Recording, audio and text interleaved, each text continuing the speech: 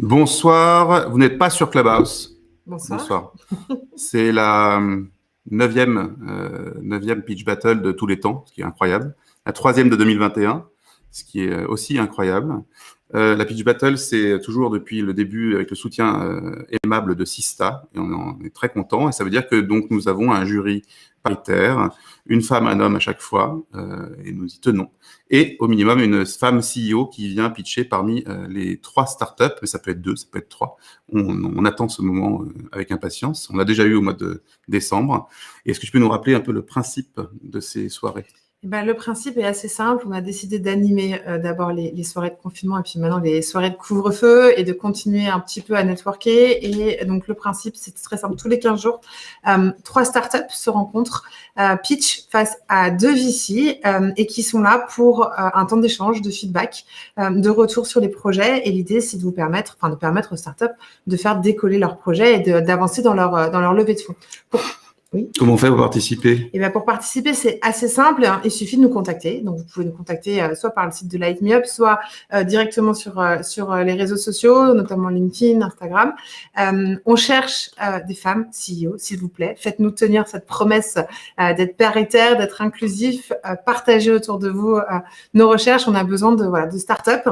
Et rappelons-le, les startups qui peuvent participer, ce ne sont pas toutes les startups, mais c'est vraiment des startups qui sont en phase de levée de fonds ou sur le point de se lancer. Sinon, l'exercice de lancer leur levée de fonds. Oui, de lancer leur levée de fonds, pardon. Sinon, l'exercice n'est pas intéressant pour le CEO qui pitch. Et l'idée, c'est vraiment d'être un peu de profiter au mieux de nos amis ici. Vraiment des retours et investisseurs. Voilà, exactement. Et qui sont-ils ce soir Alors, ce soir, j'ai l'honneur et la chance d'accueillir tout d'abord Shiraz. Bonsoir Shiraz. Donc, toi, tu es chez Speed Invest, mais tu fais aussi partie de Sista. Et donc, je vais te laisser te présenter rapidement et nous présenter aussi Sista. Oui, très bien. Bonsoir à tous et merci de m'avoir invitée. Et je suis très, très contente et j'ai hâte d'entendre les pitchs. Donc, effectivement, je travaille chez Speed Invest, qui est un fonds d'investissement européen qui est dédié à l'early stage. Donc, on investit aux étapes de pré-seed et seed. On investit dans tous les secteurs d'activité. Et à côté de notre métier d'investisseur, en fait, on a en interne une équipe opérationnelle qui accompagne les entreprises de notre portefeuille sur des sujets de growth, de RH et aussi d'expansion aux États-Unis, puisqu'on a un bureau à San Francisco. Et effectivement, pendant mon temps libre, je fais partie de l'équipe de Sista. Et Sista, c'est une association qui a été créée il y a quelques années qui œuvre à diversifier les leaders de la tech en France. Et en fait, Sista a commencé par peut-être une initiative dont vous aviez entendu parler il y a quelques années, qui était l'initiative qui s'appelle la charte Sista, qui en fait a vocation toujours d'ailleurs à engager les VC à financer plus de startups fondées ou cofondées par des femmes. Et donc, il y a des objectifs chiffrés. Et typiquement, c'est atteindre 25% de startups financées d'ici 2025, 30% d'ici 2030 et 50% d'ici 2050. Voilà. Et en fait, avec Sista, on a lancé d'autres initiatives dont vous entendrez parler, je pense, dans les prochains mois. Donc, affaire à suivre. Merci beaucoup, Shiraz. On accueille aussi, du coup, Maxime. Maxime, tu as cette double casquette, d'être à la fois entrepreneur et investisseur chez Genius Global. Est-ce que tu peux nous en dire un peu plus ? Absolument. Merci pour l'invitation. J'ai vraiment hâte aussi de découvrir les startups de ce soir. Donc, moi, c'est Maxime Paradis. J'ai 25 ans. Je suis entrepreneur et business angel. J'ai eu la chance de monter des boîtes assez jeunes. Ma première boîte à 15 ans, ma dernière boîte à 20 ans. J'ai vendu la dernière, du coup, il y a 2 ans. Et ça fait maintenant ces 2 dernières années que j'ai commencé à investir en tant que business angel sur aujourd'hui une vingtaine de startups sur des phases pré-seed, seed, série A, sur tous les secteurs d'activité avec évidemment une petite touche toujours à impact et tech for good. Et j'ai la chance du coup de développer depuis 5 ans aussi l'association Genius Global, qui est en fait la première fédération étudiante entrepreneur de France, qui développe en fait les potentiels des jeunes étudiants et jeunes diplômés qui veulent se lancer dans l'entrepreneuriat. Et on a l'honneur, Shiraz en a parlé juste avant, mais on a effectivement l'honneur d'avoir été dans les premiers signataires de la charte Sista, qui justement démocratise et permet justement avoir plus de femmes dans notre écosystème, et Dieu sait qu'on en a besoin. Et du coup, avec Genius, on développe maintenant le premier fonds VC étudiant de France qui donnera des tickets du coup de pré-seed seed pour toutes les startups en France, où qu'elles soient, par des étudiants et des jeunes diplômés fondateurs de startups. Voilà. Merci. Super, beaucoup, bravo. C'est beaucoup de casquettes. C'est ça. Et à vous deux, vous avez déjà me présenté 50 trucs. Et puis moi aussi, j'ai 25 ans, hein, je tenais à le dire. Toi aussi, oui, bien sûr. On s'arrêtait voilà. À grandir. C'est important parce que j'ai pris un coup de vieux là. Mais bon, je rappelle ce qui se passe ce soir. C'est trois pitchs, 3 startups, 3 CEO, des domaines complètement différents. Entre 5 et 7 minutes de pitch, entre 10 et 14, 15 minutes d'échange, de feedback et de conseils. On va accueillir ce soir Théodore pour Eurecab.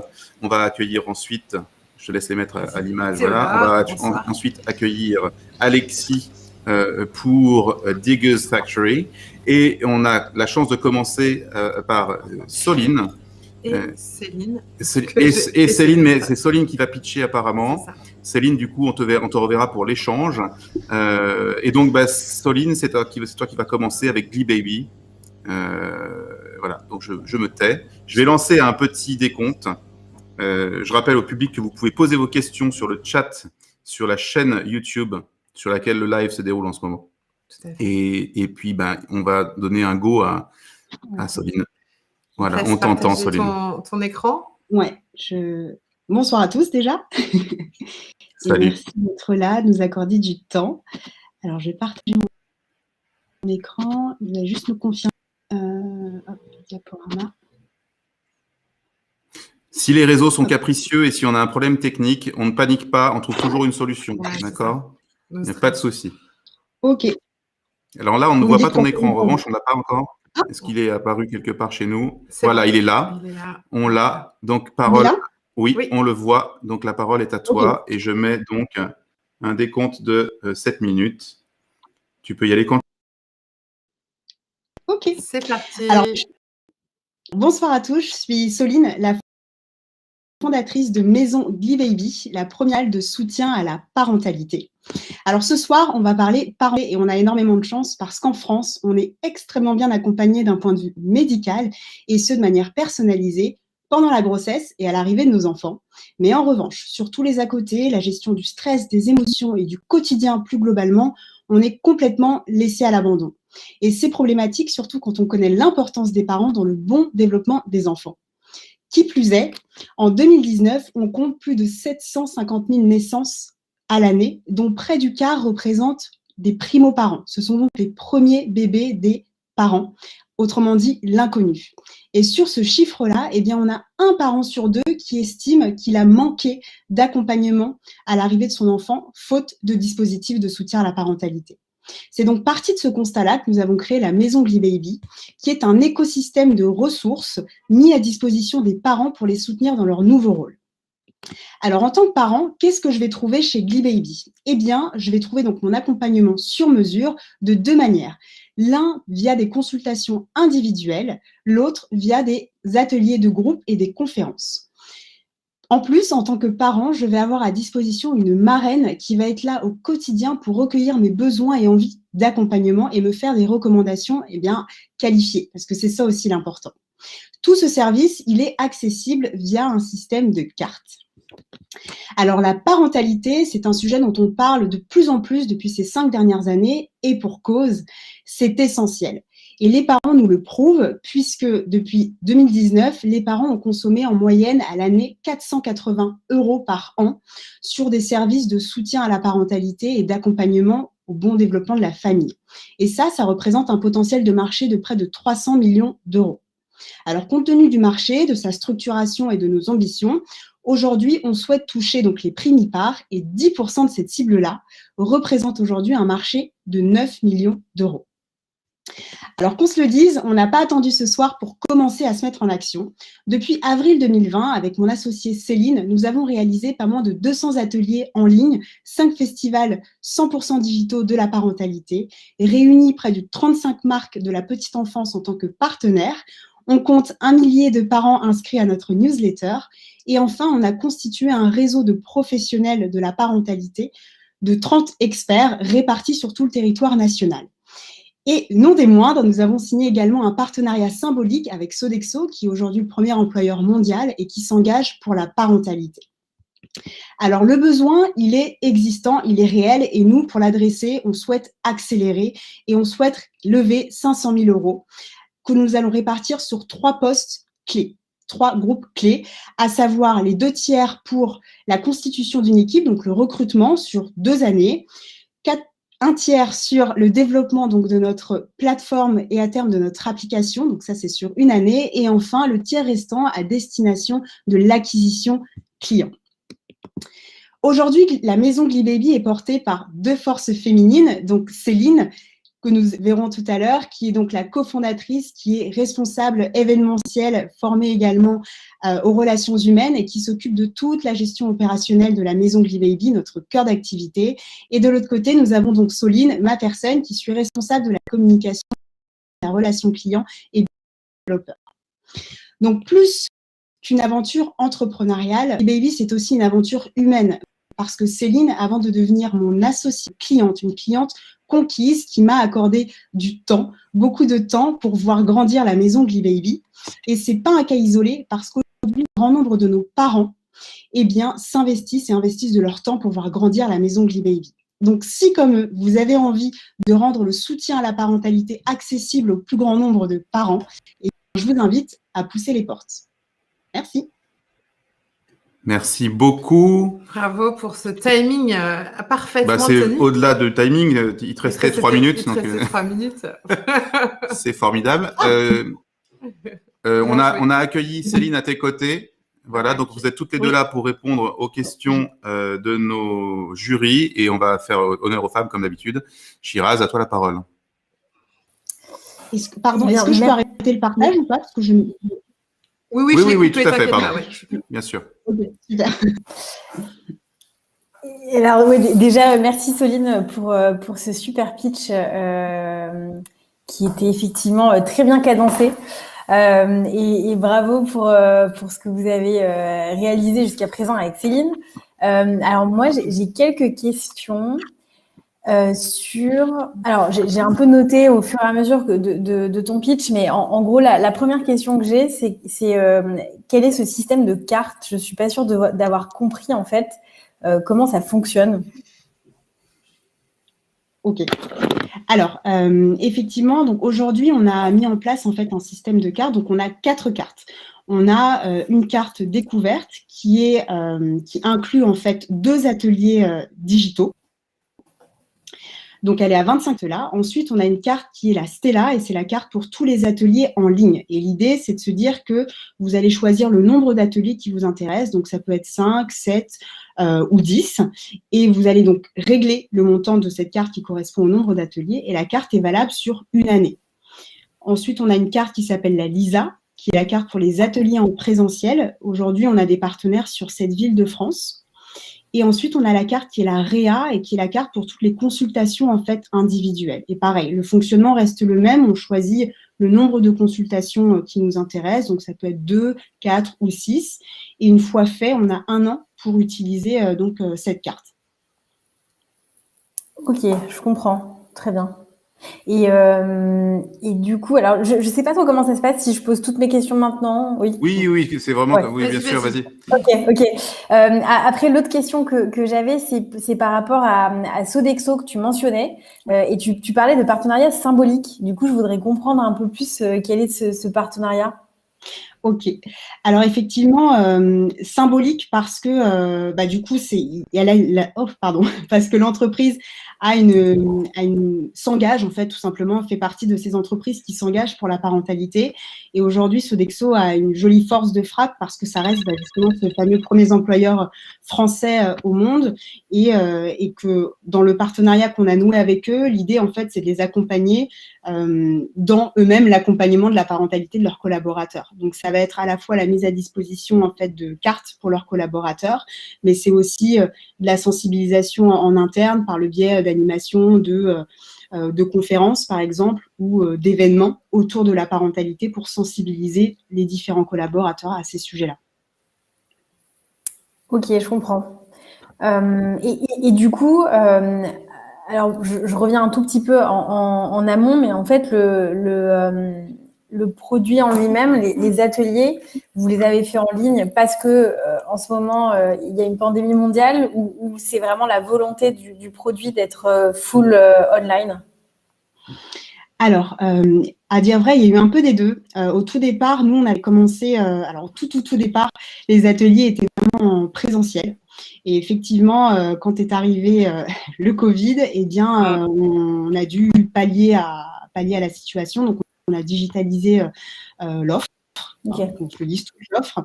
Mais il y a quand même une volonté de pouvoir digitaliser à un moment donné, donc on était plutôt à 6 voire 9 mois, cette activité événementielle pour la rendre accessible à un plus grand nombre. Parce que le digital, il y a aussi cette force-là de se dire qu'en fait, on peut adresser tous les parents. Et ça, c'est vraiment notre mission. Et pour la petite anecdote, durant le confinement, notamment, on a eu des parents qui se sont connectés sur nos ateliers, qui venaient des Antilles françaises, qui venaient même de la Belgique, dont c'est plus proche. Et du coup, ça nous a aussi montré la force du digital et le besoin, surtout, des parents de se faire accompagner. Ok, très bien. On va passer là. Ah, pardon, ouais, excuse-moi. J'ai une dernière question, mais après, effectivement, je laisse la parole à Maxime. C'est plus sur l'acquisition des clients. Je voudrais bien comprendre comment vous avez fait cette acquisition jusqu'à présent et quel a été votre CAC à peu près. Alors, l'acquisition jusqu'à présent, Céline pourra en témoigner, on l'a fait à la main. À la main. C'était vraiment aller toquer à chaque porte, allumer des petits feux un peu à droite, à gauche. Quand on avait la possibilité d'être en présentiel, c'était se rendre dans des cafés des parents, physiquement, leur parler du service. Et après, quand Covid est arrivé, ça a été une acquisition sur les réseaux, donc principalement Facebook, Instagram, là où se trouve quand même la plus grosse communauté de parents. Mais tout a été fait quasiment à la main. Enfin, tout a été fait à la main. Je pense que Céline, tu peux confirmer. Oui, je peux confirmer. C'est un travail assez minutieux, mais aujourd'hui, ça paye. Ça prend du temps. De toute façon, les parents, c'est vraiment une cible bien spécifique. Donc, il y a tout un travail en amont à établir, une certaine confiance aussi à instaurer et puis surtout à comprendre leurs besoins. Donc, c'est vraiment au cas par cas. Donc, ouais, ça prend du temps. Merci. On va passer la parole à... Pardon. Excuse-moi, je t'ai coupé. Non, il n'y a pas de souci. Du coup, ce que je voulais dire, c'est que c'est pour ça qu'aujourd'hui, vu qu'on souhaite adresser finalement ces 10% du marché, l'objectif, c'est de pouvoir automatiser aussi certains process pour aller beaucoup plus vite que ce qu'on peut faire aujourd'hui à la main. Avant de donner la parole à Maxime, est-ce que tu veux relayer les questions? Non, je les garde pour l'après parce que sinon je ne veux pas couper l'herbe sous les pieds de sur... Maxime et puis en plus il trépigne. Là. Ok, vas-y Maxime. Voilà. Je trépigne, enfin. Je plaisante. Non, déjà, félicitations à toutes les deux. Le produit et le momentum sont vraiment super. Pour le coup, là, en ce moment, avec la période qu'on vit tous, c'est plus que jamais d'actualité. Et je pense que vous avez un vrai momentum à saisir. Donc, c'est bien que vous lanciez une levée de fonds maintenant aussi. Pour le marché, je le trouve un peu petit, donc c'est peut-être le démarrage, il est peut-être extensible, il faut tester un peu la profondeur. Dans les médias, les chiffres sont un peu petits. Moi, je suis très fan du potentiel de B2B, pour le coup, et le partenariat du coup avec Sodexo me semble très prometteur, surtout à l'ère où les entreprises vont de plus en plus prendre en charge le bien-être des salariés, et essayer de leur proposer des cadres accueillants et qui vont au-delà de l'entreprise, donc le bien-être en règle générale de leurs salariés, donc je trouve ça top. Et un autre aspect que je trouve top, évidemment, c'est l'aspect communautaire. Donc le seul problème que je peux y voir, c'est de mixer à la fois le focus B2B et B2C en même temps, donc qui peut être éventuellement un peu problématique.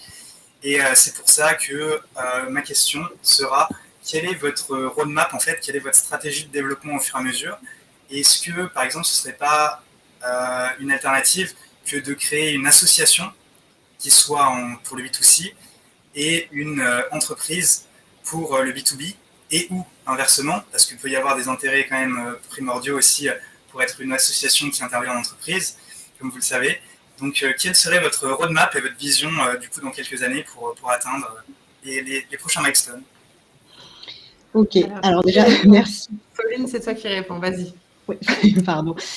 Déjà, merci pour vos retours. Pardon, je sais plus si c'était le tutoiement ou vouvoiement. Alors, effectivement, nous, on a réfléchi sur ce côté B2C, B2B, et en fait, l'idée, c'est aussi de pouvoir faire des entreprises nos relais auprès finalement des parents, donc de transformer un peu la stratégie en B2B for C. Donc, l'objectif, ça serait ça, en fait, de se focus sur effectivement les entreprises pour avoir ce relais-là, mais de ne pas négliger pour autant l'aspect B2C et le côté associatif. C'est des choses aussi auxquelles on avait réfléchi, toujours dans l'optique de soutenir toutes les parentalités, parce qu'il peut y avoir aussi à un moment donné une notion financière qui entre en jeu. Mais ça, c'était vraiment dans un second temps, donc plutôt à la fin de cette année, quoi. Okay. Le temps d'engendrer des revenus qui nous permettent justement de financer ce qui ne sera pas financé de l'autre côté. Ça fait du sens, complètement. Est-ce que du coup, donc on a vu que vous n'aviez pas encore potentiellement estimé un coût d'acquisition, un CAC, mais est-ce que vous avez par exemple des métriques de rétention et ou d'appréciation des parents? Quel est le NPS, si je puis dire, enfin le taux de satisfaction des jeunes parents? Alors, Céline, est-ce que tu veux répondre ou je réponds? Je peux répondre. Alors, à aujourd'hui, tous nos parents qui ont pu participer à nos ateliers sont satisfaits, que ce soit des ateliers en groupe ou même l'accompagnement personnalisé.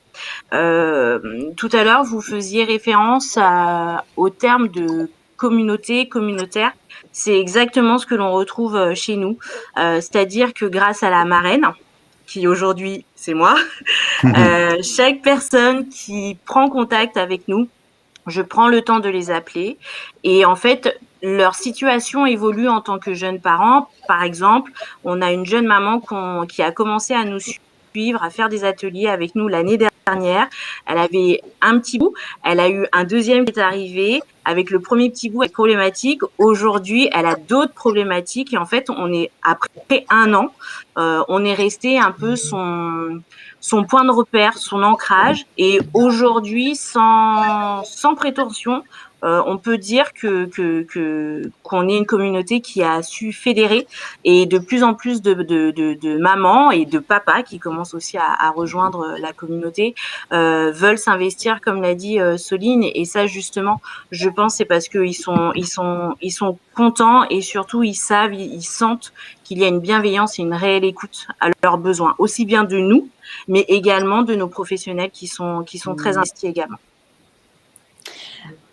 Et pour compléter là-dessus, sur les parents aujourd'hui qu'on a accompagnés, en fait, vous allez avoir 60% des parents qui vont revenir, en fait, qui reviennent et surtout qui recommandent. Et du coup, c'est ce qui nous permet derrière d'accentuer aussi un système de parrainage, parce que finalement, un parent, j'apprends rien à personne, mais quand on est satisfait, on a moins de difficulté à recommander en fait le service. En tout cas, c'est quelque chose qu'on retrouve aujourd'hui chez Glibaby. Cette recommandation, en plus de l'implication des parents qui souhaitent voir, comme nous, la maison Glibaby se développer.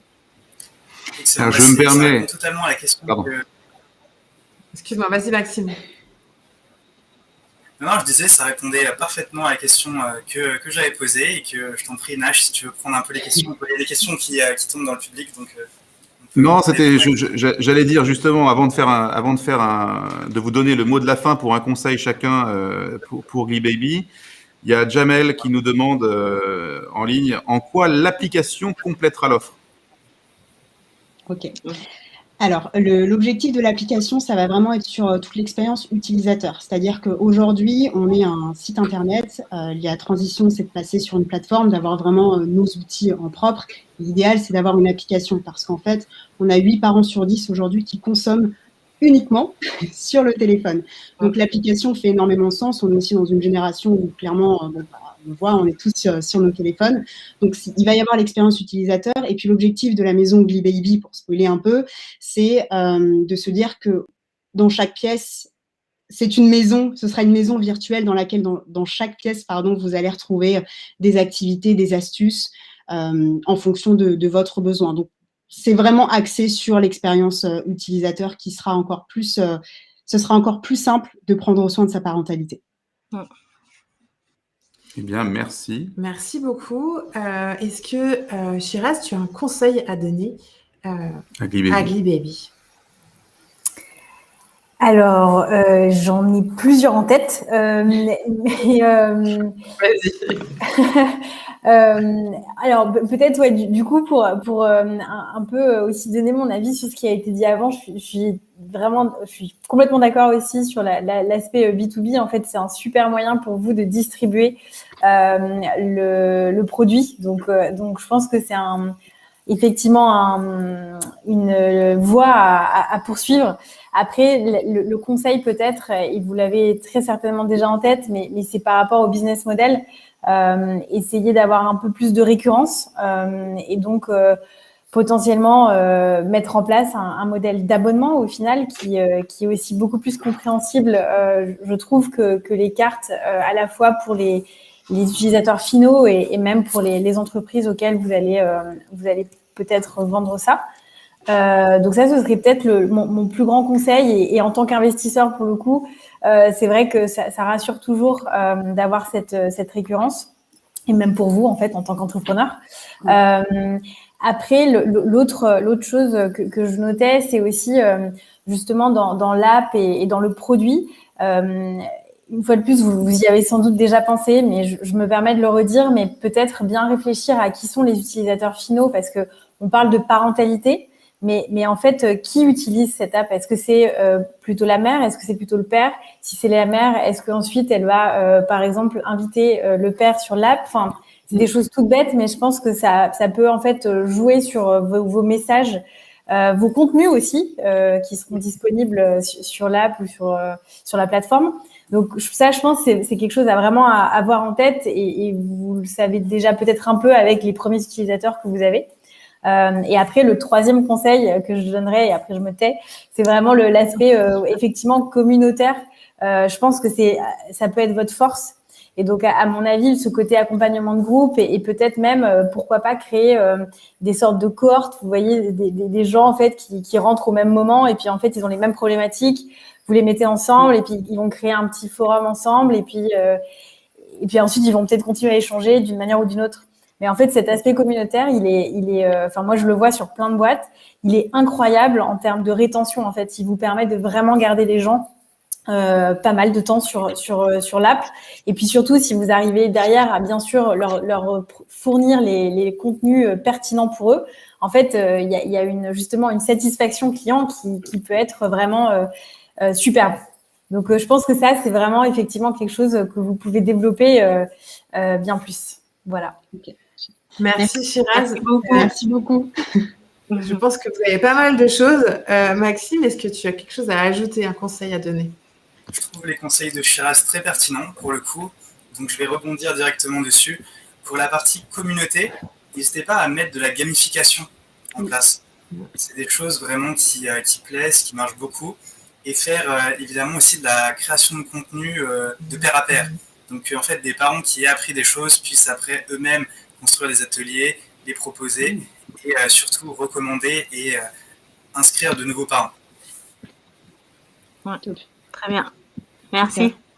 Merci beaucoup. Merci beaucoup. Je pense que les filles, vous pouvez regarder le replay. Vous avez fait plein de conseils, d'idées. Voilà, il y a encore beaucoup de questions. Je vous propose d'aller sur le chat et d'y répondre directement. Exactement. Parce qu'on ne peut pas toutes les passer. Donc voilà, ça pourrait être top de répondre à tous les gens qui s'inquiètent, qui ont plein de questions, qui s'inquiètent pas. Les millions de téléspectateurs. Voilà, les millions là, ils sont très actifs ce soir. C'est ça qui est bien. On va maintenant voyager. Merci beaucoup. Merci. On va voyager et on terminera en musique. Donc, on va donner la parole à Théodore. Théodore, oui, bah oui, tu inverses tout le monde. Tu as tout à fait inversé tout le monde. Tu veux faire de la musique tout de suite. Ça suffit. Théodore, il va nous faire voyager avec Eurecab. Et Théodore, on ne t'entend pas. Non, tu peux pitcher en langue des signes, mais je ne suis pas certaine. Là, on n'entend pas. Ton micro ne doit pas être branché. Pardon. Là, on t'entend très bien. Je disais voyager pas très loin, quelques kilomètres, mais bon, par ces temps de confinement, c'est déjà ça. En ce moment, c'est déjà ça. Est-ce que tu peux partager ton écran? Je partage l'écran, bien sûr. Hop, écran entier autorisé. Est-ce que Est-ce que vous voyez bien Il la est en haut. présentation? Il est en haut. Oui, on le voit, il arrive. Hop, C'est parti. et je n'avais Voilà. pas sur... Hop. Allez. Alors, Et tu nous dis quand tu bonsoir. pars. Voilà, Eh très ben, il bien. part. Allez, eh ben, c'est parti. C'est parti. Bonsoir à toutes et à tous. Donc moi, je suis Théodore, CEO de Recap. Je vais vous présenter notre société et on est de la place de marché des chauffeurs de taxi VTC entrepreneurs. Alors, on est parti d'un constat qui est très simple en fait, c'est que les chauffeurs, ce sont des indépendants, des entrepreneurs et pas des opérateurs. Et en fait, donc c'est des gens qui veulent fixer leur prix, fidéliser leur clientèle et travailler sous leur nom, et puis pouvoir quelque part se constituer un capital comme un indépendant. Et ça, quand on réfléchit, en fait, c'est pas du tout le type de partenariat que proposent des plateformes de taxi VTC qui vont fixer des prix et garder toute la relation client. Et c'est là qu'on a introduit quelque chose de complètement nouveau. Recap, c'est donc la première plateforme qui va permettre aux chauffeurs de redevenir entrepreneurs. Le chauffeur va pouvoir choisir ses prix, il va pouvoir se construire une base de clients, qui va pouvoir fidéliser, il va pouvoir développer sa présence en ligne et une réputation en ligne. Donc on lui redonne vraiment les leviers pour finalement conduire son activité. Et on va encore beaucoup plus loin en fait dans la notion de chauffeur entrepreneur, puisque on a mis en place le premier programme d'intéressement des chauffeurs au capital de la plateforme. On a tokenisé une partie du capital de Recap qu'on distribue aux chauffeurs.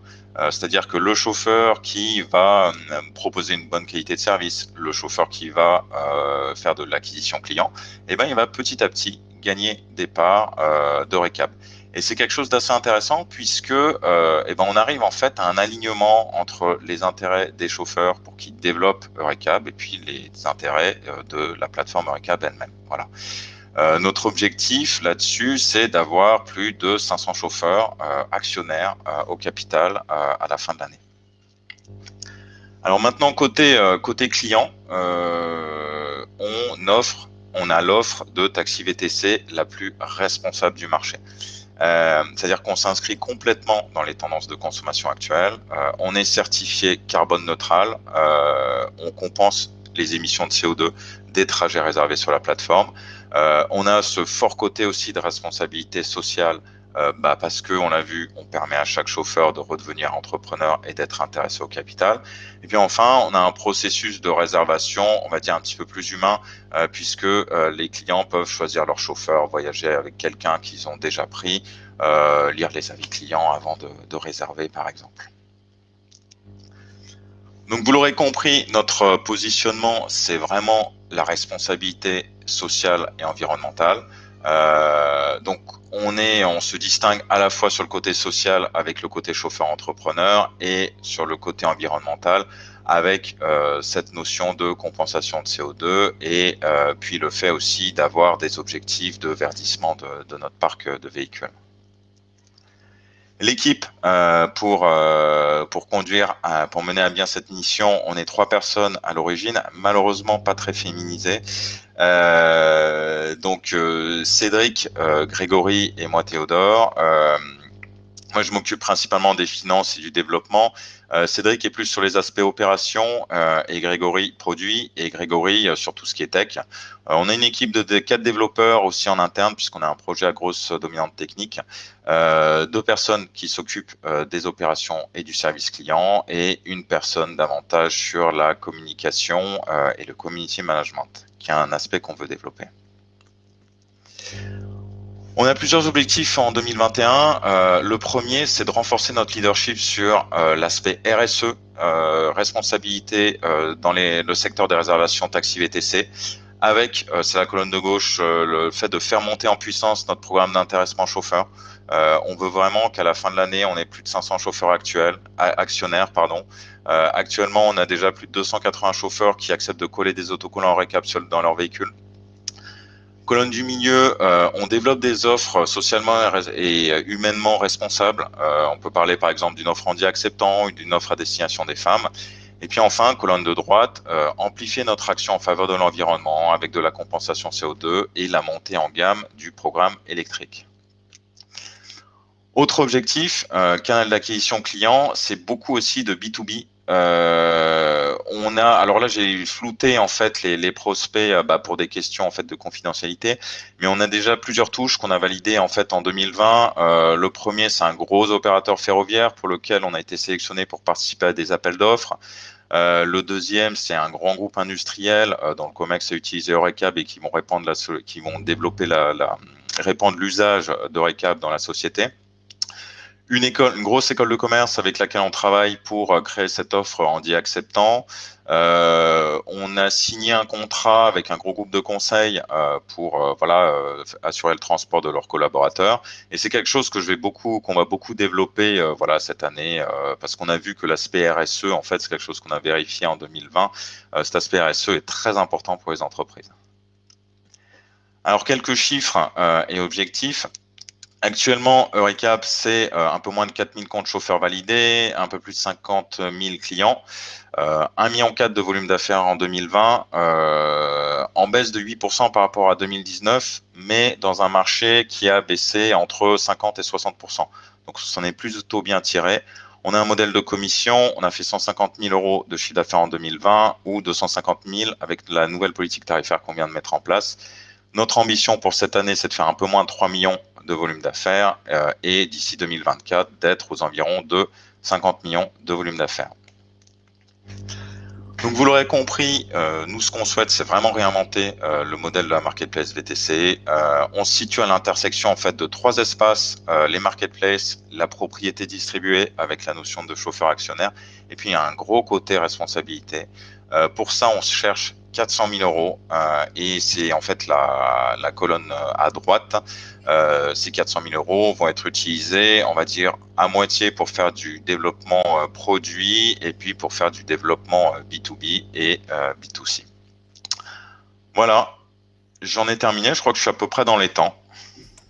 C'est pas mal. Complètement, parce qu'il te restait 20 secondes. Oh là là. Super. Donc, c'est super. On va peut-être laisser cette fois la parole à Maxime pour commencer. Maxime, à toi. Bravo également. C'est un problème qui méritait d'être adressé quand on voit les pratiques des autres grands géants du VTC. Donc un petit peu d'éthique et de responsabilité. Et ça fait aussi plaisir de voir que les grands groupes vous suivent et du coup que vous signez des contrats B2B avec eux. Ouais. Ma question, ce serait surtout sur en fait cet intéressement du coup du chauffeur qui redevient entrepreneur. Est-ce que vous pouvez détailler en fait comment cela s'organise? Donc vous allez tokeniser des parties d'action.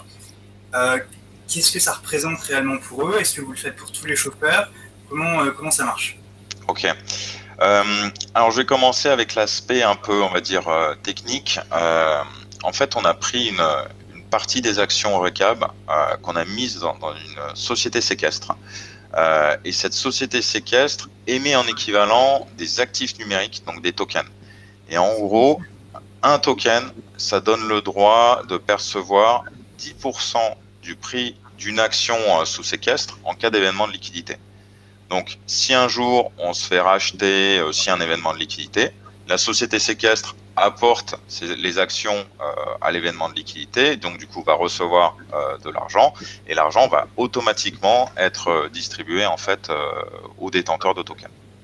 Donc c'est pas un coin, on va dire, il y a un actif derrière. Donc ça c'est pour la partie technique. Après pour la partie comment ça se passe au niveau de l'intéressement, en fait il y a deux manières pour les chauffeurs de recevoir des tokens.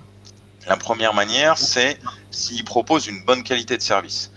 Proposer une bonne qualité de service. Nous, on a un statut chez Eurecab qui s'appelle le statut super chauffeur. C'est un peu comme Superhost sur Airbnb. Et en gros, les chauffeurs qui ont ce statut-là vont recevoir l'équivalent de 3% du volume de course qu'ils réalisent en token.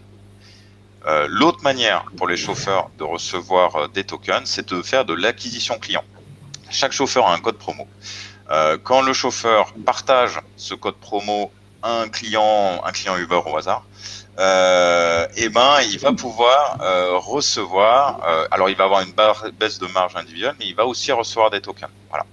Et donc, pour savoir combien ça représente, en gros, un chauffeur qui réaliserait 4-5 000 euros de volume d'affaires chez nous, qui parrainerait des clients et qui serait super chauffeur, il va pouvoir, grosso modo, recevoir l'équivalent de 300-400 € par mois en token. Voilà. Donc c'est quelque chose, c'est pas négligeable, hein, ça peut être assez important. C'est pas pour tous les chauffeurs, c'est pour les chauffeurs qui jouent le jeu en fait de proposer une bonne qualité de service et qui parrainent des clients. Ok, excellent. Et du coup, votre stratégie de développement et d'acquisition, c'est principalement de passer par ces chauffeurs ou comment vous stratégisez du coup cette acquisition? Alors, l'acquisition, en fait, pour 2021, on va dire qu'on a deux leviers principaux. Le B2B dont j'ai parlé, et ça, c'est essentiellement nous qui faisons le boulot. Et puis aussi cette acquisition chauffeur qu'on veut faire monter en puissance avec justement en fait un peu ce côté communautaire qu'on veut développer pour créer un esprit, pour faire en sorte que il s'y retrouve, il puisse avoir des tokens, il puisse les revendre, etc. Voilà. Donc c'est les deux canaux principaux d'acquisition. On va mettre aussi en place un parrainage client, mais on compte que ce soit moins important.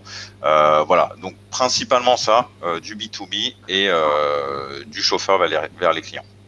Ok, et pour les utilisateurs finaux, du coup, parce que typiquement, là, vous allez vous retrouver en face de sociétés de VTC qui ont des flottes et des chauffeurs bien plus impressionnantes, qui ont fait du dumping sur leur entrée sur le marché avec énormément de codes promo. Comment vous allez pouvoir résister en termes de prix, sachant que, in fine, vous allez avoir du mal à être moins cher, je pense, que leur solution, et moins de disponibilité aussi? Alors c'est un bon point, et en fait pour la disponibilité t'as une notion prix. Je vais d'abord répondre sur la notion prix et puis après je répondrai sur la notion de disponibilité. Sur la notion prix, en fait, nous on a fait une étude en janvier 2021. En fait, en moyenne, on a été 6% moins cher que le prix de base Uber. Voilà. Sachant que les trajets qu'on fait, c'est plutôt des grands trajets en réservation à l'avance. Mais en fait, on peut calculer parce qu'ils ont un prix eurokilométrique de base qui est public. Donc donc on sait que en fait le modèle que l'on a est compétitif. Après, donc ça c'est pour l'aspect prix. Après, tu as la notion de disponibilité. En fait, tu as une disponibilité en demande à l'avance et une disponibilité en demande immédiate. En demande à l'avance, en fait, on a déjà une très bonne disponibilité parce que tu as moins cette notion de masse critique. Tu n'es pas obligé d'avoir un chauffeur tout de suite à côté de toi. Donc, c'est plus des trajets sur de la réservation. Typiquement, je vais à la gare, je vais à l'aéroport. Alors bon, en ce moment, on y va un petit peu moins, mais on y va quand même. Et donc là-dessus, on arrive à avoir une bonne disponibilité. Ce sont des trajets aussi qui sont plus plébiscités par le B2B, des gens qui vont faire du voyage d'affaires, donc c'est quelque chose où on est un petit peu plus prévisible. Et en fait, on compte sur ça pour nous aider à croître dans de la demande immédiate. La demande immédiate, c'est déjà quelque chose que l'on fait. Ça représente pour l'instant, on va dire, une quinzaine de pourcents de notre volume, et c'est quelque chose qui est appelé à croître. En faisant croître la demande à l'avance, le B2B, on arrive en fait à avoir de plus en plus de chauffeurs et avoir une meilleure disponibilité. J'ai donné juste un chiffre là-dessus pour étayer ce que je dis. En demande immédiate, en gros, avant le confinement l'année dernière, on avait, on va dire, France entière, 130 chauffeurs qui étaient disponibles en demande immédiate. Pendant le confinement, alors qu'il y en a la moitié qui bossent pas, on en est à 270. Donc on est encore un petit peu loin des gros du secteur, mais on a quand même beaucoup progressé. Et quand les chauffeurs vont se remettre à bosser, peut-être que 270, on va passer à 500, et là on commence à être vraiment pertinent en demande immédiate, donc ça commence à devenir intéressant. Merci beaucoup Maxime pour toutes ces questions. Je vais laisser la parole à Shiraz. Est-ce que tu as des questions à poser à Théodore? Oui, merci Théodore pour ton pitch. Et effectivement, très intéressant d'avoir cet angle sur les VTC. C'est assez rafraîchissant et ça donne espoir. Donc j'aime bien. Alors, du coup, Je relis juste mes notes et mes questions pour essayer d'être un peu structurée, mais en fait, Maxime a déjà posé pas mal de questions que j'avais. Et peut-être les questions que j'aurais là, c'est tu parles donc de l'aspect un peu environnemental. Et donc, je me demandais dans quelle mesure vous pouvez garantir, enfin, dans quelle mesure Eurecab en fait est capable de garantir que, par exemple, les voitures en fait répondent à certaines normes, que peut-être les chauffeurs ont, c'est des trucs bêtes, mais vont vraiment couper le moteur. Enfin, tu vois, est-ce que du coup il y a une sorte de code de conduite? Donc ça, c'est la première question que j'ai. Et enfin, je te laisse d'abord répondre à ça et puis je poserai les autres après. D'accord. Alors, l'aspect environnemental, on fait. Alors déjà, on fait de la compensation carbone. C'est-à-dire qu'on a en gros les modèles de véhicules qui sont référencés sur la plateforme. Donc, on est capable de dire voilà. Cette année, on a fait tant de millions de kilomètres, donc tant de centaines de tonnes émises. Et puis, on travaille avec un compensateur CO2. En fait, on lui fait un chèque et lui va compenser à la hauteur de ce qu'on a émis. Voilà. Alors, c'est pas la solution idéale, mais déjà, voilà, c'est un premier pas. Après, il y a un autre aspect dans ce que tu as dit, c'est en fait l'aspect transition de parc, constitution de parc, on va dire, et comportement des chauffeurs. Alors les chauffeurs, quand ils s'inscrivent chez nous, ils ont, on va dire, des conseils d'éco-conduite, mais c'est vrai que ça va pas forcément plus loin que ça. On n'a pas non plus les moyens de voilà d'agir, même si on le souhaite, hein, d'agir beaucoup plus là-dessus. Par contre, ce qu'on veut mettre en place, on l'a pas encore mis en place, c'est des bonus sur la commission pour les véhicules propres. Typiquement, tu as un véhicule hybride, tu as un bonus sur la commission. Tu as un véhicule électrique, tu as un bonus encore supérieur sur la commission. Voilà. Et donc, on a un programme, en fait, alors sur lequel on va bientôt communiquer, mais comme tu m'as posé la question, je réponds. Avec, en fait, des objectifs de recrutement de véhicules électriques et de véhicules hybrides dès l'année prochaine. Et pour atteindre ces objectifs, voilà, on est prêt à mettre la main au portefeuille sur la commission, notamment. Et la mise en avant de ces véhicules vis-à-vis des clients. Oui, d'accord. Et parce que du coup, juste pour être sûr que je comprenne bien, les véhicules, ils appartiennent bien, enfin... Ce sont des chauffeurs indépendants, ouais. C'est ça. Ils ont leur véhicule. Nous, on a l'information du véhicule parce que quand ils s'inscrivent, ils sont obligés de nous filer leur carte grise, on vérifie leur carte BTC, etc. Donc, on fait tout ça. Ok, très clair. Très bien. Et après, j'ai une autre question, c'était sur, tu sais, tu as montré le dashboard un peu des chauffeurs. Du coup, je me demandais, pareil, dans quelle mesure les chauffeurs sont aiguillés sur typiquement le prix qu'ils doivent mettre. Parce que, tu vois, par exemple, Uber, ils vont ils te déterminent ton prix en fonction de plein de paramètres. Est-ce que, du coup, vous faites un peu cette aide à la décision ? Alors c'est une très bonne question parce que c'est un sujet en fait sur lequel on a beaucoup tâtonné puisque en fait on est toujours un petit peu entre bon c'est bien de donner la liberté au chauffeur mais si le chauffeur paramètre mal et qu'il met des prix n'importe comment, soit il prend pas la course, soit il est trop cher, il a pas de course. Voilà. Donc en fait là-dessus en demande à l'avance, on y arrive très bien parce qu'il n'y a pas cette notion de yield en fait, qui est en demande immédiate. Donc en demande à l'avance, ça marche très bien.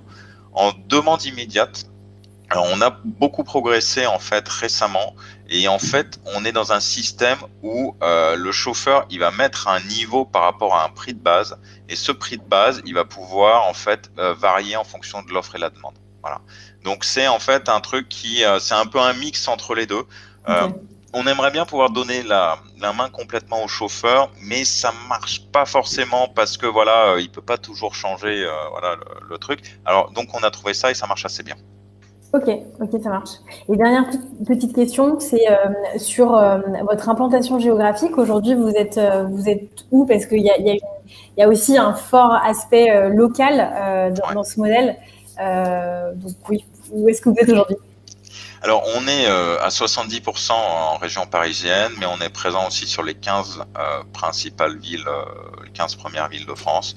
Donc, on peut réserver un chauffeur. Alors, sur les 15 principales villes, ça va être en demande à l'avance parce que c'est plus facile d'atteindre la masse critique.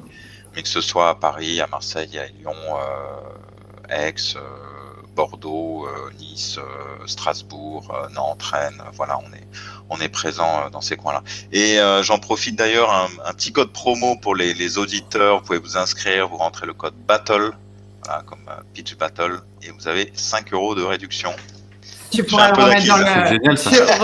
Remets-le dans le. C'est le hacking. Chat. On revient aux origines du growth hacking. Super. Bien joué. Merci pour toutes ces réponses. Avant de laisser conclure nos vici et des conseils, j'ai une question parce que c'est très très dans l'air du temps depuis que Elon Musk a dit qu'il achetait ses courses en Bitcoin et que les NFT envahissent Clubhouse. Quelqu'un s'inquiète, Michael s'inquiète des événements de liquidité dont tu parlais par rapport à la tokenisation. Est-ce qu'il y en a plusieurs? De quelle nature sont-ils? Événements de liquidité, typiquement, c'est l'entrée d'un investisseur ou c'est la revente de la société. Voilà. Et il faut savoir aussi que les tokens sont sur une plateforme alors qui va être ouverte au public. Donc tout ça, en fait, ça va pouvoir être vendu, acheté et ce sera converti. Et donc il y aura un cours qui va avoir lieu, qui va s'établir et ce sera automatiquement converti en argent parce que c'est ça quelque part qui matérialise la valeur en cas d'événement de liquidité. Merci. Ok, et ben donc là, ça va aller parce qu'en fait, bon, il y avait plein d'autres questions. Je vais faire comme avec les filles, on va t'inviter à leur répondre en direct sur la plateforme parce qu'il y a beaucoup de questions en fait. Il y a beaucoup de questions. Dingue, tout ça. Et on va laisser Maxime, est-ce qu'il y a un conseil pour un grand conseil ou deux petits. Bon, on va partir sur deux grands. Ça suffit, Théodore. Non, franchement, vous êtes bien partis. Moi, c'est vrai que j'ai des questions, c'est vrai, sur la scalabilité du modèle et la capacité d'aller assez vite pour se développer. C'était le cas un peu des sociétés de VTC. Et deuxième point aussi qui m'a interrogé, c'était le point de justement la localité, effectivement aussi. David. Non, mais les conseils, ce serait d'internationalisation, voilà, c'est ça que je voulais dire. Non, je vous dirais de signer au maximum du B2B et de préparer l'avènement du taxi autonome. Et voilà. Merci Maxime. Merci. Thérèse. Alors sur les conseils, alors peut-être je vais formuler la chose de manière un peu négative, mais après je viendrai sur quelque chose de positif. Mais je pense que la plus grosse question que je me pose effectivement sur le modèle de Recab, c'est du coup comment tu arrives à retenir les clients, parce qu'en fait la différenciation avec les autres acteurs de VTC, elle est assez faible, parce qu'au final c'est les mêmes chauffeurs en fait qui utilisent Recab ou Uber par exemple. Donc je pense qu'en termes de user, de vraiment de client final, au début, tu vas avoir effectivement les gens peut-être un peu convaincus et par le côté environnemental de la chose. Mais en fait, ma crainte serait que en fait, ce marché croisse bien sûr, mais doucement, ou en tout cas plus doucement que prévu. Donc j'avoue que là-dessus, je suis pas trop au clair. Et donc c'est pas vraiment un conseil, mais en tout cas, c'est une inquiétude ou une question que je pense pas mal d'investisseurs pourraient se poser. Donc peut-être si tu as, pour le coup, si ça peut être un conseil, si tu as justement des petites choses à tester dans les prochains mois pour voir comment tu peux vraiment retenir tes clients, et si tu as des bonnes métriques aussi à montrer sur la rétention de tes clients, je pense que ça va être hyper important, et ça te permettra d'être très solide, tu vois, pour un case d'investissement. Après, franchement, après sur le reste, le conseil principal, je pense que c'est vraiment ça, c'est vraiment bien bosser les métriques en fait, et montrer que tes utilisateurs sont vraiment fidèles, et potentiellement effectivement ça peut passer par le B2B comme Maxime le mentionnait, parce que ça te permet d'avoir une fois de plus une fidélisation assez naturelle, quoi. Voilà. Merci. Merci beaucoup, Soline. Merci, Maxime. Théodore, je pense Non, que... Shiraz. Shiraz, Voilà. oh là là, Voilà. je repars. On Non, mélange tout le merci, monde, c'est Shiraz, nul. excuse-moi. Merci, Maxime. Théodore, je pense que tu repars avec plein de conseils et plein de choses pour faire évoluer ton pitch. Donc, au boulot, dans le chat, pour répondre à toutes les questions qu'on a pas pu te poser. Et petit clin d'œil avant que tu t'en ailles. Et pour rassurer Shiraz, tu peux aussi utiliser la plateforme YouWay. Il y a Jamel qui nous suit, qui a monté cette plateforme que tu dois connaître.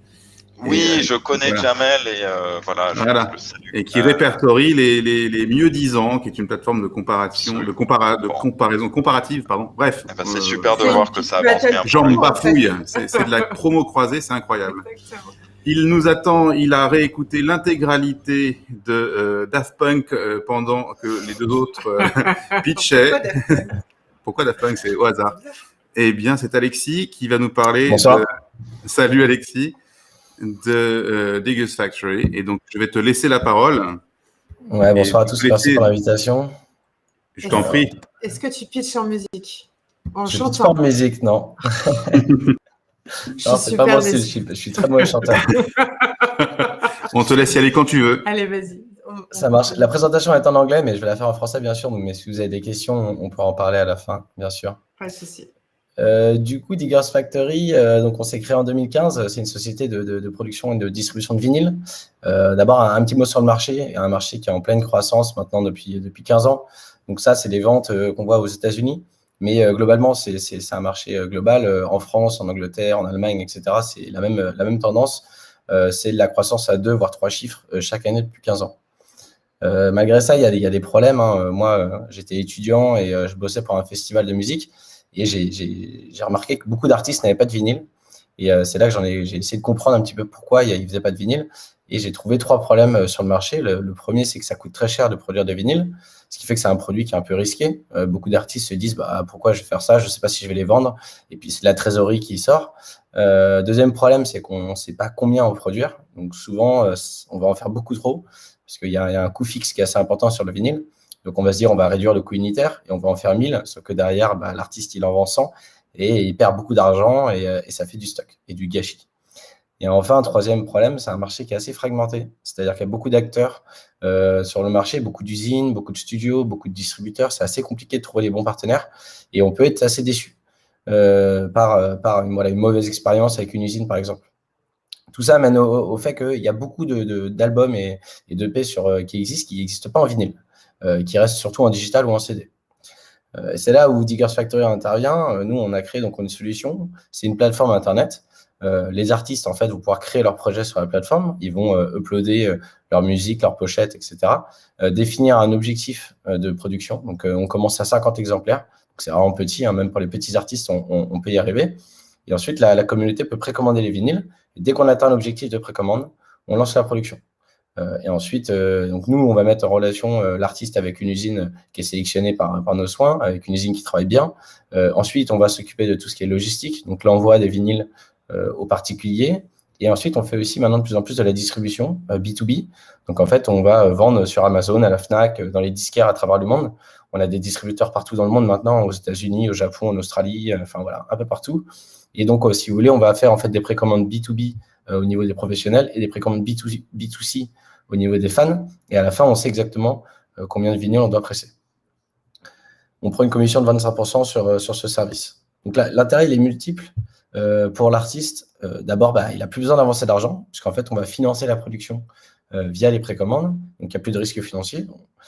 Ensuite, on produit en fonction de la demande. Et ça, c'est quand même hyper intéressant, que ça soit pour les petits, mais comme les gros artistes. Il faut savoir que les majors, par exemple Universal, il y a 3 ans, ils ont dû détruire 300 000 vinyles parce que ça leur coûtait plus cher de les stocker que de les détruire. Donc, on voit vraiment qu'il y a un peu un non-sens sur le marché. On n'a pas d'outils. Et Diggers est vraiment un outil pour prévoir la demande. On produit que si les gens en veulent. Si les gens ne veulent pas de vinyle, on ne produit pas. Ça, c'est vraiment l'objectif de Diggers, c'est que si on n'a pas assez de demande, on annule le projet et on rembourse tout le monde. Et enfin, c'est une source de revenus qui est non négligeable pour les artistes. Il faut savoir que les plateformes de streaming sont très critiquées aujourd'hui sur leur service sur la rémunération des artistes. Aujourd'hui, on gagne à peu près 0,003 $ par stream sur Spotify, alors que sur Diggers, il gagne entre 7 et 15 $ sur la plateforme par vinyle vendu. Donc, acheter un vinyle, c'est vraiment un peu un côté activiste aussi pour les fans. C'est vraiment montrer son soutien à l'artiste. Et c'est aussi pour un côté plus sentimental. On va avoir le streaming pour le côté pratique et pour la découverte musicale. Et dès qu'on adore un artiste, on va acheter le vinyle. C'est aussi intéressant parce qu'il y a beaucoup d'études qui montrent que c'est grâce au streaming que le vinyle revient. Parce que maintenant, on n'est jamais déçu du vinyle, puisqu'en fait, on l'a déjà écouté en streaming. Et donc, on sait déjà qu'on va aimer l'album.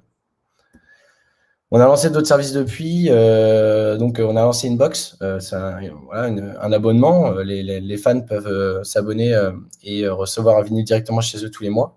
Donc, ça peut être, il y a une offre, un vinyle ou 2 vinyles. On s'est lancé en septembre. On avait 50 abonnés. En décembre, on était à 300. Là, en février, on est à 500 abonnés.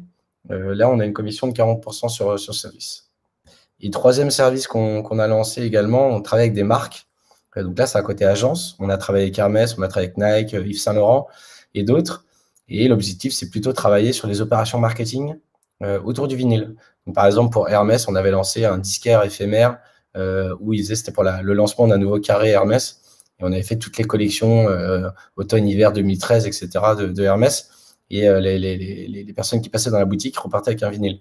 Ils ont adoré l'événement et on a refait ça à Singapour, à Pékin, à New York, etc. Ça a très bien fonctionné.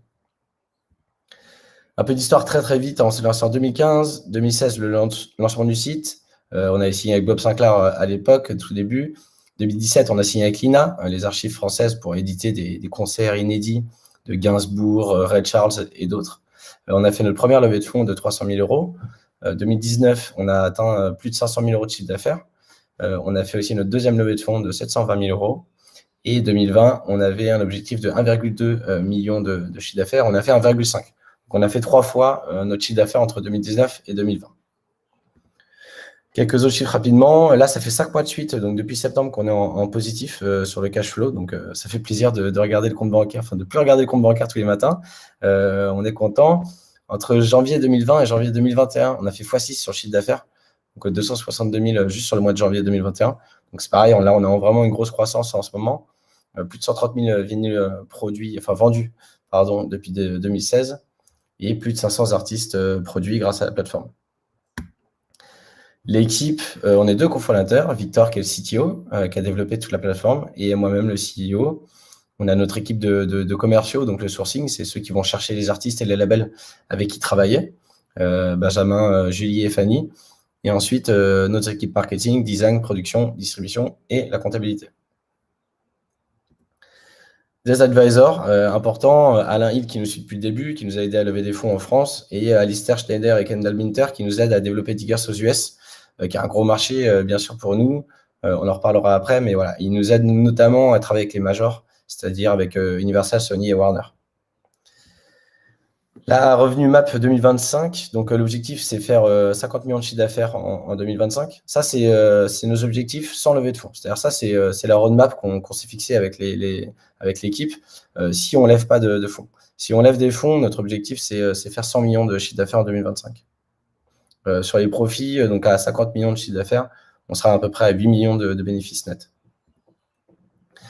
Sur la levée de fonds, donc on cherche 1,5 million. On a déjà levé 1 million depuis le début. Là, on cherche 1,5 pour trois principales raisons. La première, c'est développer les US. Ça représente déjà 30% de notre chiffre d'affaires.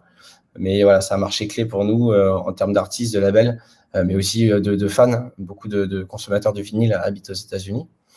On veut aussi agrandir l'équipe, bien sûr, en marketing et sales. Mais aussi en distribution. Donc, c'est vraiment avoir une équipe plus grande, plus de commerciaux, une plus grande équipe marketing. Et enfin, structurer aussi l'équipe sur des postes clés. Donc, avoir un directeur financier, avoir un directeur sur l'agence. Donc, j'en parlais tout à l'heure, le travail avec les marques. Et voilà, merci beaucoup de m'avoir écouté. Et puis, si vous avez des questions, n'hésitez pas.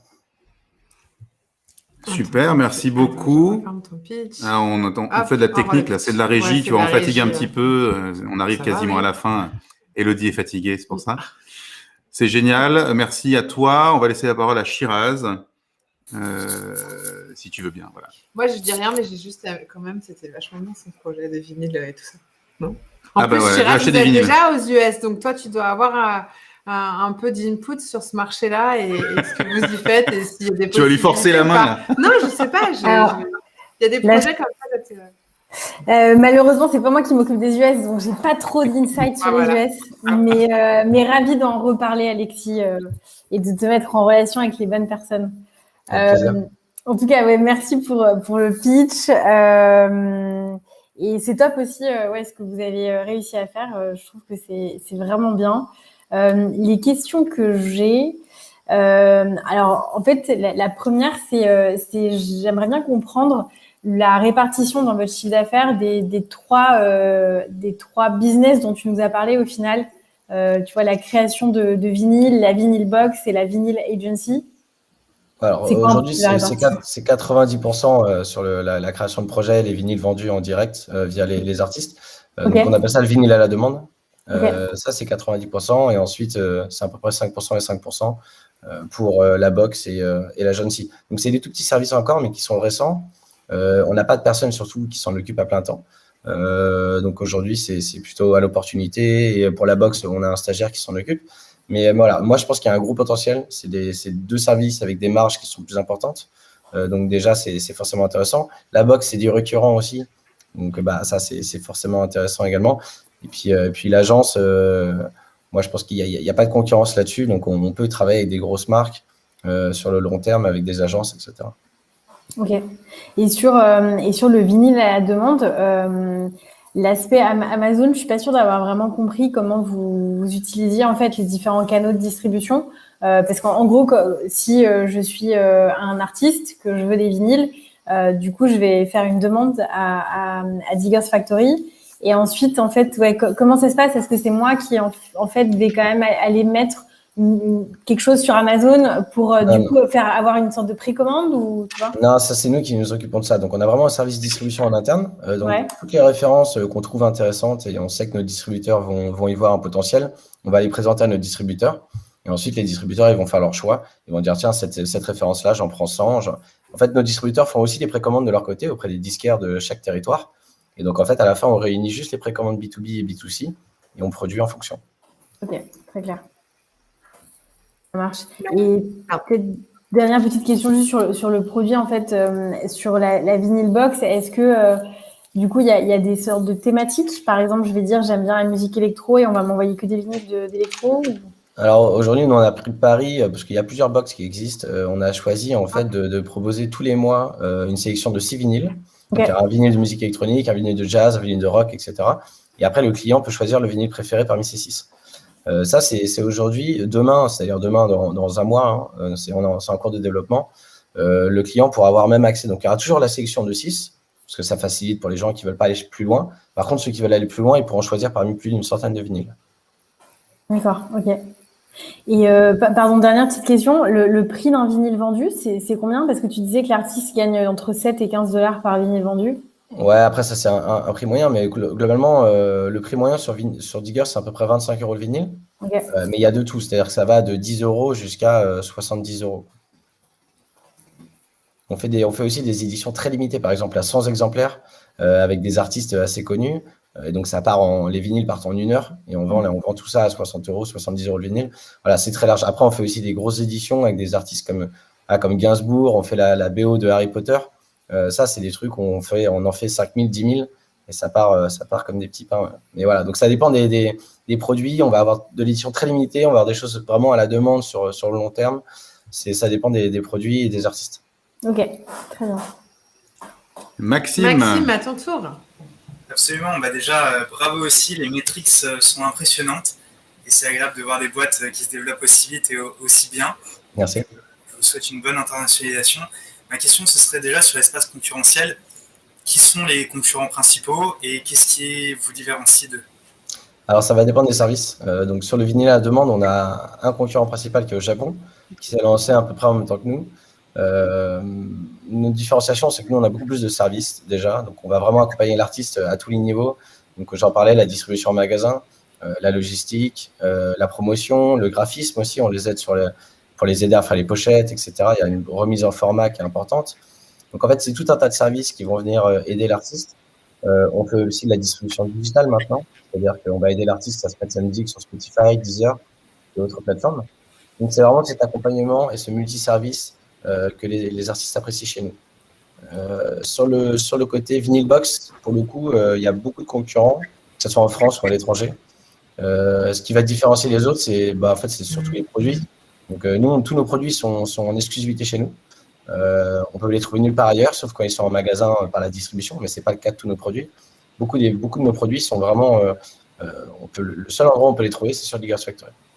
Donc ça a un intérêt forcément concurrentiel. Et enfin, sur l'agence, pour le coup, on n'a pas du tout de concurrence. Ok, génial. Quand tu fais un produit génial, l'objectif, c'est de se faire connaître. Comment vous faites connaître auprès à la fois côté musique, artiste, et côté consumer? Faut vraiment voir Diggers comme une plateforme B2B2C. On va vraiment aller d'abord chercher l'artiste, qui est le plus important pour nous. Donc, c'est avoir des projets sur la plateforme. Donc, on a une équipe de commerciaux qui vont aller démarcher des artistes et des labels à travers le monde. On travaille beaucoup avec des artistes américains, allemands, anglais, français, mais bien d'autres, hein, bien sûr. Donc, ça, c'est vraiment le côté l'équipe commerciale. Après, on va avoir aussi des publicités B2B. Donc, on va faire des publicités sur Google, sur Facebook en disant produisez vos vinyles sans dépenser €, ce genre de choses. Après, on va avoir des partenariats. Là, on vient de signer un partenariat avec BeatStar, par exemple, aux États-Unis, qui est une plateforme de 3 millions d'artistes. Ils adorent le concept. Le patron de BeatStar veut investir chez Diggers. C'est une très grosse plateforme aux États-Unis. On vient de signer un partenariat avec SoundCloud aussi, pour qu'on devienne un partenaire pour la production et la distribution des vinyles des artistes de SoundCloud. Donc voilà, tout ce genre de partenariat mis en place nous permet d'avoir de plus en plus d'artistes sur la plateforme.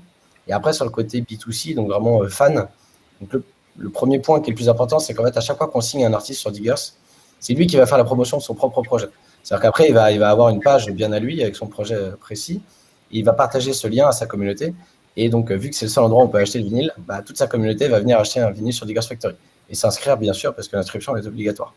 Donc, en fait, les artistes nous font la promotion. Donc, au final, notre CAC, souvent, c'est plutôt c'est d'abord aller chercher l'artiste. C'est ça qui nous coûte un peu cher. Enfin, c'est du temps homme ou des pubs marketing. Et ensuite, ça va nous ramener à la communauté. Bien sûr, maintenant, on fait aussi des publicités marketing juste pour aller chercher des fans en direct. Quand on a un produit comme Harry Potter, on fait une publicité sur Facebook, ça marche très, très bien. Donc, on a aussi vraiment un marketing vraiment B2C aujourd'hui sur la plateforme et tout un CRM qui est mis en place aussi pour pousser le réachat, etc. Ok, très clair. Question aussi, c'est pourquoi vous ne levez pas plus? C'est une très bonne question. C'est une bonne question tout simplement parce qu'aujourd'hui, on est rentable, quasi. Donc, on n'a pas forcément envie de se diluer énormément. On n'a pas un besoin de financement hyper important parce qu'aujourd'hui, on veut juste accélérer la Diggers et la croissance. On pourrait lever plus, surtout si on le levait plus, il y a deux possibilités. La première, ça serait potentiellement d'acheter une usine, ce qui serait intéressant. On discute avec des partenaires en ce moment sur ce genre de deal, ou ça pourrait être aussi acheter des catalogues. Ça se fait de plus en plus. On pourrait acheter des catalogues d'artistes et ensuite en faire ce qu'on veut. Donc ça pourrait être intéressant. Et bien sûr, ouvrir des bureaux à New York, c'est l'objectif d'ici 1 ou 2 ans. Ça va coûter un petit peu d'argent aussi. Mais voilà, je pense qu'on ne veut pas forcément se diluer. Je pense qu'à terme, d'ici 5 ans ou même moins, on pourra avoir un achat de Diggers par pas mal d'entreprises autour de nous. On en discute déjà avec plusieurs. Donc autant pas trop se diluer. Ok, très clair. Parce que j'ai toujours cette inquiétude, en fait, si tu veux, d'avoir vu pas mal de Frenchies qui avaient des produits exceptionnels, qui se sont lancés aux US. Et en fait, dès que tu arrives aux US, tu vas avoir beaucoup plus de concurrence, tu vas avoir beaucoup plus de gens qui vont vouloir se lancer et beaucoup plus de capitaux. Et en gros, j'ai vu plusieurs fois des petits Frenchies qui arrivent et 2 ans après, ils ont été submergés par l'acteur américain qui s'est dit « Ok, il y a une opportunité et j'ai eu beaucoup plus de cash ». Donc c'est toujours un peu la problématique que j'ai en background. Mais sinon, je trouve que c'est une bonne idée. Et notamment l'idée de aussi avoir sa propre usine. Je pense que ça peut être bien d'internaliser aussi ce genre de choses complètement. Ouais, parce qu'en fait, là, on est en train de réfléchir à un système qui est encore mieux, c'est-à-dire que ça serait faire de l'investissement de machines, mais dans une usine existante, ce qui nous permettrait de ne pas avoir à gérer l'usine, qui est des galères, hein, on ne va pas se mentir, ce n'est pas notre métier. Donc, ça serait plutôt de faire un partenariat fort avec de l'investissement dans une usine sans avoir à gérer l'usine, en fait. Ça serait la meilleure des choses. Très clair. Et peut-être dernière question, qu'est-ce que vous direz quand Universal viendra vous voir pour vous racheter? Bon, on dira combien. Okay. Voilà. Mais on discute déjà avec Universal, Sony, Warner. On travaille déjà avec Sony. Et puis Universal et Warner vont certainement travailler avec nous assez prochainement. J'en suis assez convaincu. Ils ont tout intérêt à le faire. Ils dorment sur des catalogues énormissimes parce qu'ils savent pas comment les gérer. Ils n'ont pas envie de prendre le risque de faire des rééditions à tout va, alors que souvent ils produisent beaucoup trop. Donc Diggers, c'est un outil hyper intéressant pour eux, quoi. pour vraiment prévoir la demande et produire en fonction de la demande. Okay. Est-ce que une des idées aussi, c'est d'être une sorte de SoundCloud pour les artistes du vinyle? Ouais, potentiellement. En fait, l'objectif de Digger, c'est aussi de devenir une communauté. C'est-à-dire que de plus en plus, on va ajouter des features où tu vas pouvoir suivre les artistes que tu aimes. Tu vas avoir des notifications quand ils vont lancer des nouveaux projets. Tu vas pouvoir écouter, faire toute ta collection de vinyles sur le site, etc. Donc, il y a un vrai côté communautaire de Digger, ce qui est hyper important. Surtout que il faut savoir que les diggers, donc les amateurs de vinyle, sont des gens qui sont hyper passionnés, quoi. Je ne sais pas si vous connaissez Discog, mais c'est la plus grosse marketplace de vinyle au monde. C'est des gens qui passent des heures et des heures et des heures à parler sur les forums, des références, des trucs. Enfin, c'est des fous, quoi. Donc, c'est ça qui est intéressant, c'est que c'est une communauté de passionnés. Et donc, c'est des gens qui réachètent régulièrement et qui ont envie toujours d'avoir le dernier vinyle, la dernière pépite qui sort. Toi, tu as combien de vinyles? Maxime, excuse-moi, le temps passe et donc si vous voulez discuter après, avec grand plaisir, est-ce que tu peux, juste pour conclure, donner un conseil peut-être pour terminer? Tu voulais dire quoi? Alors, je ne vais pas terminer du tout, moi. C'est très compliqué de couper Maxime alors que ce n'est pas fini. Ben non. Maxime, est-ce que tu veux terminer? Excuse-moi. Non, mais le conseil, c'est vraiment juste simplement d'y aller à fond et pourquoi pas d'aller chercher plus pour avoir des plus grosses ambitions et aller plus vite, tout simplement. Mais en tout cas, beaucoup. Voilà, si vous êtes intéressé, n'hésitez pas à me contacter. On a déjà 500 000 sur les 1,5 million. Donc voilà, donc on cherche d'autres partenaires pour compléter le tour. Ok, moi, juste avant de passer la parole à Shiraz, pour conclure, j'ai une question bête. Mon père a attendu ses 73 ans pour lancer son premier EP, son 7 titres. Si je veux qu'il imprime qu'il fasse… c'est quoi son parcours utilisateur en tant qu'artiste, lui, indé, chez toi? Il vient sur Diggers Factory, il a un petit bouton en haut qui s'appelle « Créer vos vinyles ». Tu cliques dessus, tout est expliqué. Ensuite, tout est automatisé. Donc, bien sûr, dès qu'il va créer un projet, nous, on a une équipe qui va le contacter pour l'aider. Mais concrètement, il peut tout faire tout seul. Il a toutes les options disponibles. Il a un simulateur de coût et profit qui va lui dire, voilà, si tu choisis de faire 300 vinyles avec ces options et tu veux vendre ton vinyle à 20 €, à la fin, tu vas gagner 3 000 € parce que toute notre commission, les frais, tout sera compris. Donc, c'est hyper transparent. Et voilà. Et ensuite, nous, on valide le projet avec l'artiste et ensuite, on lance, on l'aide dans la communication. On lui donne un maximum de tips sur les réseaux sociaux, sur comment bien communiquer. Et si le projet est un succès, on lance la production et on envoie les disques chez les gens. Magnifique, super. Shiraz, je te laisse la parole. Oui, merci. Oui, alors mes conseils, je pense qu'il y en a deux principaux. Le premier, c'est effectivement, je trouve que le côté internalisation du process de manufacturing, c'est hyper intéressant pour augmenter les marges. Donc, du coup, moi, j'aurais tendance à vraiment essayer d'aller vers des solutions qui vous permettent d'augmenter vos marges. Donc ça, c'est peut-être le premier point. Et deuxième point sur l'expansion internationale. Alors pour le coup, avant, j'avais bossé dans une start-up et j'avais fait ça. J'avais fait de l'expansion à l'international. Alors pas aux US, mais pour le coup, aux US, ce qu'on m'a beaucoup dit effectivement, c'est d'y aller en étant préparé à la fois financièrement et même en termes de workforce, de ressources humaines sur place. Donc, du coup, je pense que le conseil, ce serait de pas lésiner vraiment sur l'équipe à mettre là-bas et surtout mettre des gens locaux. Et aussi, vu que vous parlez de musique et qu'en fait, aux États-Unis, tu as quand même des styles de musique par grande ville ou même par État. Je pense qu'il va y avoir aussi quelque chose d'assez intéressant à faire sur pour décentraliser un petit peu les recherches d'artistes que vous pourrez faire sur place. Et du coup, ça a aussi un coût et je pense que c'est quelque chose à bien organiser et à bien envisager en amont. Voilà. Ouais, complètement. Merci beaucoup. Il faut faire une belle levée de fonds, quoi. C'est ça. Exactement. Bon, il y a plus qu'à. Merci Maxime, merci Shiraz pour vos questions et vos feedbacks. Oui. Alexis, il n'y a plus qu'à. On te souhaite en tout cas de lever au moins ce que tu veux, voire plus, d'après ce que je comprends. Et Shiraz, je vois que tu as eu des conseils internationaux à donner. Tu t'étais sous-estimé. Finalement, j'en avais, exactement. Et merci d'avoir passé plus de temps que prévu, parce que vous êtes la plus longue pitch battle depuis les années que ça dure. C'est ça.